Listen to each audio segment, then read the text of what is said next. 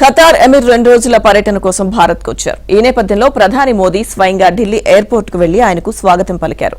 దీంతో Qatar emir మోదీకి కరచాలనం చేసి ఆలింగనం చేసుకున్నారు. మోదీతో ఆప్యాయంగా మాట్లాడారు.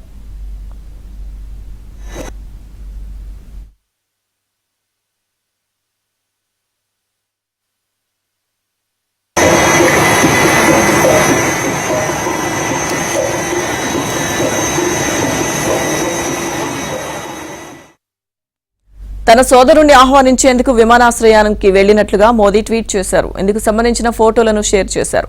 ఇవాళ రాష్ట్రపతి ద్రౌపది ముర్ము ప్రధాని మోదీతో ఖతార్ ఎమిర్ భేటీ కానున్నారు.